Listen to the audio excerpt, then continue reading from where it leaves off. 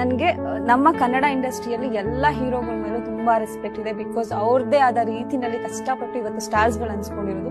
Star ಅನ್ಸ್ಕೊಳ್ಳೋದು ಅಷ್ಟು ಸುಲಭ ಅಲ್ಲ. ಆ ಮಟ್ಟದಲ್ಲಿ ಇದ್ದಾರೆ ಅಂತಾರೆ. ಅವ್ರು ಎಷ್ಟು ಕಷ್ಟಪಟ್ಟಿರ್ತಾರೆ ಅನ್ನೋದು ಅವ್ರಿಗೂ ಗೊತ್ತಿರುತ್ತೆ, ನಮ್ಮೆಲ್ರಿಗೂ ಗೊತ್ತಿರುತ್ತೆ. ಅದ್ರಲ್ಲಿ ನಾನ್ ಚಿಕ್ಕ ವಯಸ್ಸಿಂದ ದರ್ಶನ್ ಸರ್ ಅವರ ಫ್ಯಾನ್. ಎಲ್ಲೋ ಒಂದು ಇಂಟರ್ವ್ಯೂ ನಲ್ಲಿ ಬೈ ಮಿಸ್ ಆಗಿ ಏನಂತ ಹೇಳಿದೀನಿ ಅಂತಂದ್ರೆ, ಅಂದ್ರೆ ಇಮಿಡಿಯೇಟ್ ಅದನ್ನ ಸರಿ ಮಾಡ್ಕೊಂಡಿರ್ತೀನಿ. ದರ್ಶನ್ ಫ್ಯಾನ್ಸ್ ಹಾಗೂ ಸುದೀಪ್ ಸರ್ ಫ್ಯಾನ್ಸ್ ಅಂತ ತಗೊಂಡಿರ್ತೀನಿ. Immediate 30 ಸೆಕೆಂಡ್ಗೆ Darshan sir fans, Sudeep sir fans ಅಂತ ನಾನು ಹೇಳಿರ್ತೀನಿ. ಎಲ್ಲೋ ಒಂದು ಜಾಗದಲ್ಲಿ ಮಾತ್ರ ದರ್ಶನ್ ಫ್ಯಾನ್ಸ್ ಅನ್ನೋದು, ಸರ್ ಅನ್ನೋದು ಒಂದು ಬಿಟ್ಬಿಟ್ಟಿದೀನಿ ಅಂತ ಅಂದ್ಬಿಟ್ಟು ಅದು ಸ್ವಲ್ಪ ವೈರಲ್ ಆಗಿತ್ತು. ಅಂದ್ರೆ ನೆಗೆಟಿವ್ ಕಮೆಂಟ್ಸ್, ಬೆಳೆಯೋವರೆಗೂ ನಿಮಗೆ ಡಿ ಬಾಸ್ ಬೇಕು, ಇವಾಗ ನೀವು ಬೇರೆಯವ್ರಿಗೆ ಬಕೆಟ್ ಹಿಡಿತಿದ್ದೀರಾ ಅಂತ. ನಾನು ಶೋನಲ್ಲೇ ಕ್ಲಿಯರ್ ಆಗಿ ಹೇಳಿದೀನಿ, ನನಗೆ ಬಕೆಟ್ ಹಿಡಿಯಕ್ ಬರಲ್ಲ, ನಾನು ಯಾರಿಗೂ ಬಕೆಟ್ ಹಿಡಿದು ನನಗೆ ಅಭ್ಯಾಸನೇ ಇಲ್ಲ. ಸೊ ನಾನು ಎಲ್ರಿಗೂ ರೆಸ್ಪೆಕ್ಟ್ ನಿಜವಾಗ್ಲೂ ಮಾಡ್ತೀನಿ. ಅಂಡ್ ಏನಾದ್ರು ನನ್ನ ಕಡೆಯಿಂದ ತಪ್ಪಾಗಿರೋ ಎಲ್ಲರ ಹತ್ರ ನಾನು ಕ್ಷಮೆ ಕೇಳ್ತೀನಿ. ದಯವಿಟ್ಟು ಕ್ಷಮಿಸ್ಬಿಡಿ.